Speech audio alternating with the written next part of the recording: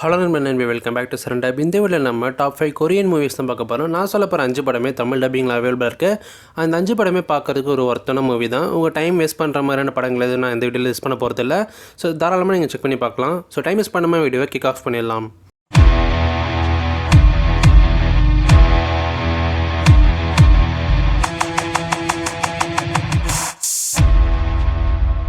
Number 5ல் 2023 ஒரு sci-fi adventure மூவியான the moon. இந்த படத்தோட பிளாட் என்னென்னா, சவுத் கொரியாவோட ஃபஸ்ட்டு மூன் மிஷனுக்கு ஒரு டீமை ரெடி பண்ணி அனுப்புகிறாங்க மூணுக்கு. எதிர்பாராத விதமாக ஒரு சில டெக்னிக்கல் பிரச்சனைனால அவங்க போன ஷிப் டேமேஜ் ஆகி அங்கேருந்தவங்க எல்லாமே இறந்து போயிட்டாங்க. மறுபடியும் 5 வருஷம் கழிச்சு இன்னொரு டீமை ரெடி பண்ணி இந்த மூன் மிஷனை பற்றி தான் அனுப்புகிறாங்க. இப்போ போனவங்க அந்த மூன் மிஷனை சக்ஸஸ்ஃபுல்லாக முடித்தாங்களா, அவங்களுக்கு என்னென்ன பிரச்சனைலாம் வந்துச்சு, அதுலேருந்து தப்பிச்சாங்களா இல்லையான்றதான் இந்த படத்தோட மொத்த கதையே. டெக்னிக்கலாக இந்த படம் பார்க்கறதுக்கு ரொம்ப நல்லாயிருக்கும். சிஜே எல்லாமே சூப்பராக பண்ணியிருப்பாங்க, எந்த ஒரு குறையுமே சொல்ல முடியாது. அண்ட் ஸ்டோரி வைஸும் சரி நல்லாவே கொண்டு போயிருப்பாங்க. கொரியன் மூவிஸில் நமக்கு எல்லாருக்குமே தெரிஞ்ச விஷயம், எமோஷன்ஸை நல்லாவே ஹேண்டில் பண்ணுவாங்க. அதேமாதிரி இந்த படத்தில் எமோஷன்ஸை பேலன்ஸ்டாக ஹேண்டில் பண்ணி கொண்டு போயிருப்பாங்க. IMDbல இந்த படத்துக்கு 6/10 கொடுத்துருக்காங்க. இந்த படம் அமேசான் பிரைமில் அவைலபிளாக இருக்குது. பார்க்காதவங்க செக் பண்ணி பாருங்கள். The moon. சீக்கிரமா பண்ணு. Final check.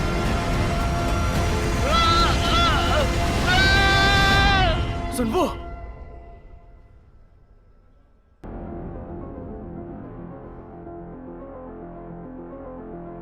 நம்பர் 4th பிளேஸில் 2021 ஒரு ஆக்ஷன் த்ரில்லர் மூவியான எமர்ஜென்சி டிக்ளரேஷன். இந்த படத்தோட பிளாட் என்னென்னா, கொரியா நாட்டுக்கு நிறைய டெரரிஸ்டோட த்ரெட் பற்றினா வருது.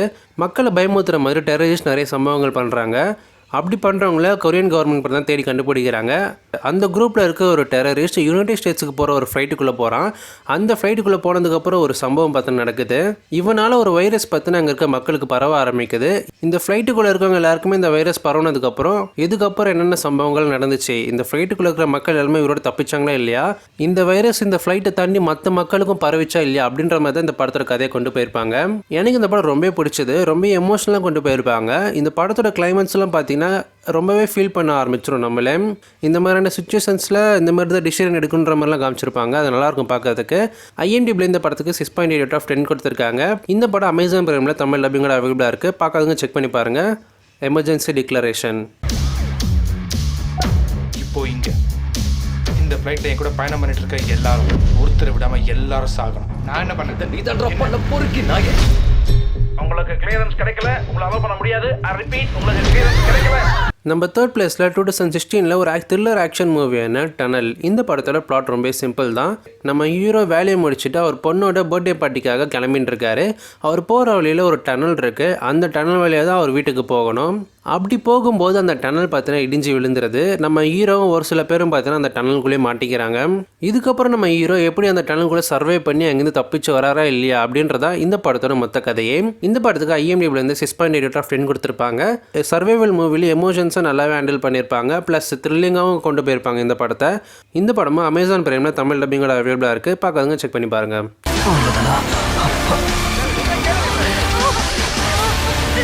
ஹலோ ஹெட்குவார்ட்டர்ஸ், இங்க பாருங்க, வெடிப்பொருட்களை ஆன் பண்ணாதீங்க, நிப்பாட்டுங்க.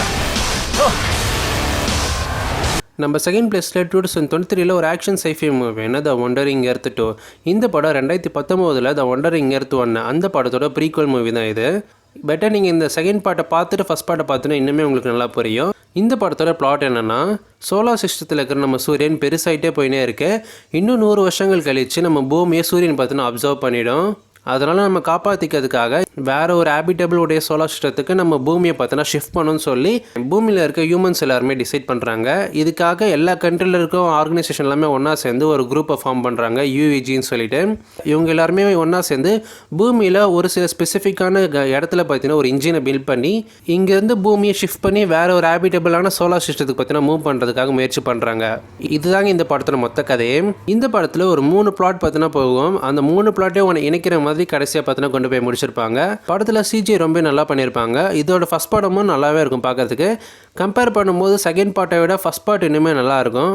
IMDbல இந்த படத்துக்கு 6.9/10 கொடுத்துருக்காங்க. இந்த படமும் தமிழ் டப்பிங்கில் அமேசான் பிரைமில் அவைலபிளாக இருக்குது. பார்க்காதவங்க செக் பண்ணி பாருங்கள். த வண்டரிங் எர்த் 2.